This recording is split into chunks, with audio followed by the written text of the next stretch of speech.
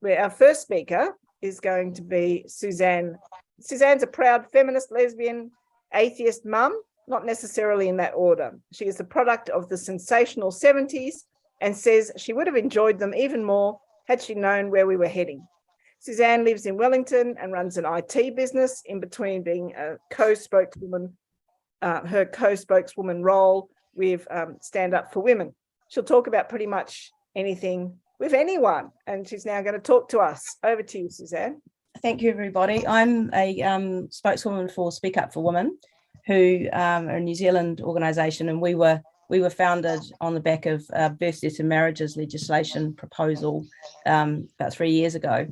Our legislation was passed with some wins for women, but yet to be kind of completely realised. And we've had a change of leadership, which includes me, and we have some new sort of initiatives and new ideas, and we're obviously having to work with quite a different landscape than our predecessors. So this is our branding that you might see around and about. Our website is speakupforwomen.nz. We can be found on Twitter and YouTube and Facebook under the same name. This is our website, one of our pages from our website. We cover quite a lot of ground, so it's difficult to sort of talk about everything that we do.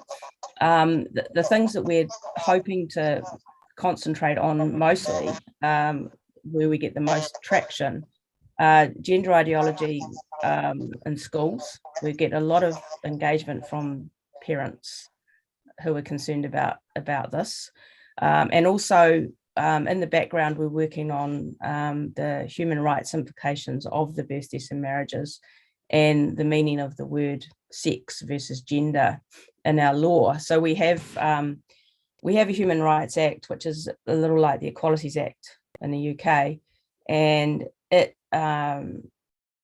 says that you can't discriminate on various grounds like sex and political things and religion and race and those sexuality, that kind of stuff. And it also allows for exceptions relating to sex. So our focus is on keeping those exceptions. So the exceptions are things like accommodation, women's refuges, private spaces, sports, those kinds of things. And they allow us to discriminate on the basis of sex.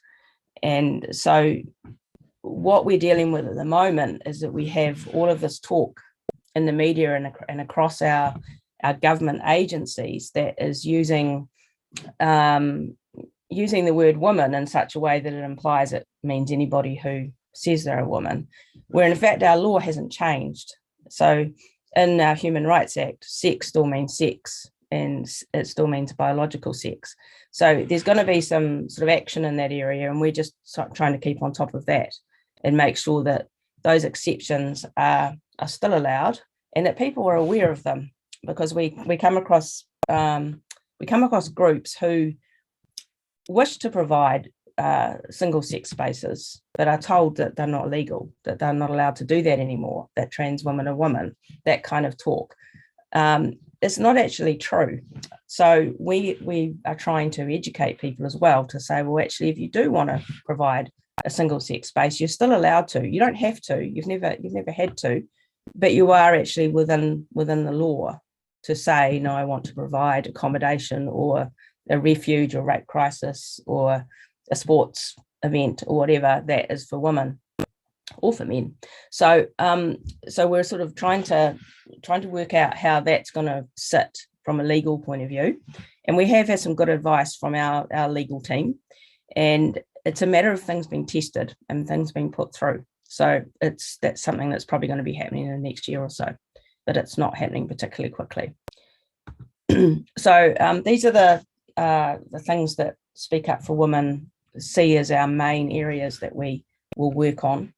They're fairly obvious: keeping single sex spaces, keeping our policy and legislation honest. Now, this is proving pretty difficult because the wording across our government agencies is already changing or has changed.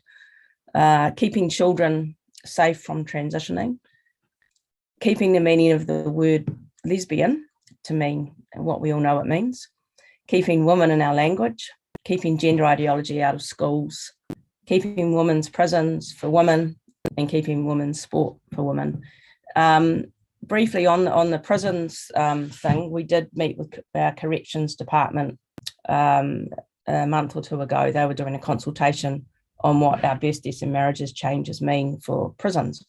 And we did have quite a productive session with them, and it was good to actually have an audience, because often it's difficult to get into a position where we can sit down with a government agency and actually talk about our concerns. And they did listen, but they don't seem to have any intention on changing things so that a transgender woman will never be in a woman's prison.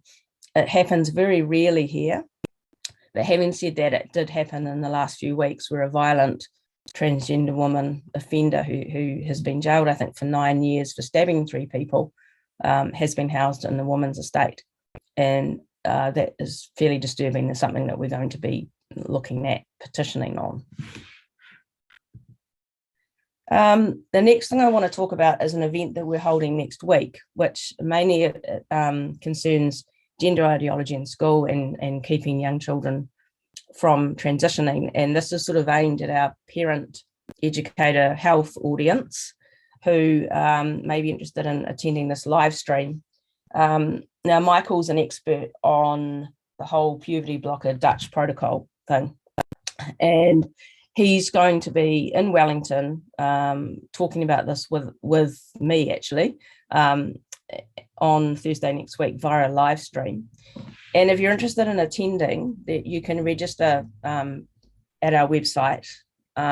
It's not free, but if you want to come and cost is an issue, then please get in touch with us. We've made a small fee, and you do have to register. So that's something that we've got coming up, and we've been working quite hard on that. And we're really excited about having Michael in Wellington. So now this is a thing that we've been working on. We just launched about 10 days ago, and it's called Terf Club, and we're hoping that it's going to take off and be an international thing. And so far, it's got from New Zealand to Scotland, and it actually comes from a tweet that I made about 3 years ago when I wasn't really thinking that much, and I just said the first rule of Terf Club is to always talk about Terf Club.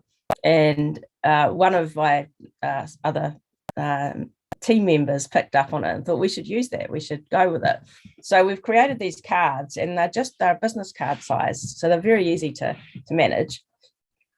We reclaim the word TERF with together empowered rational females.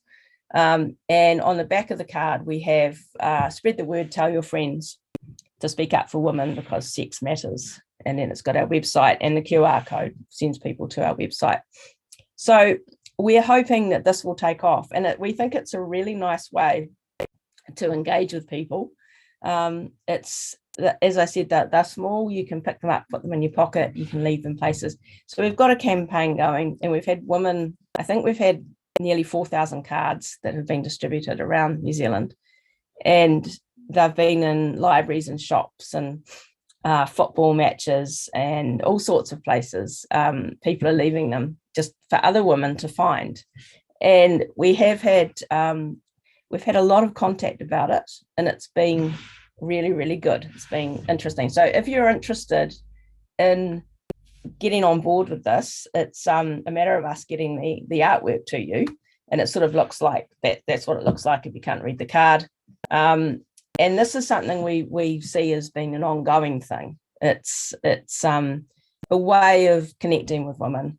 We can leave these little cards around, and people can pick them up and go, I wonder what that's all about, as opposed to people who already might know what a TERF is. This is for women who might not know what a TERF is.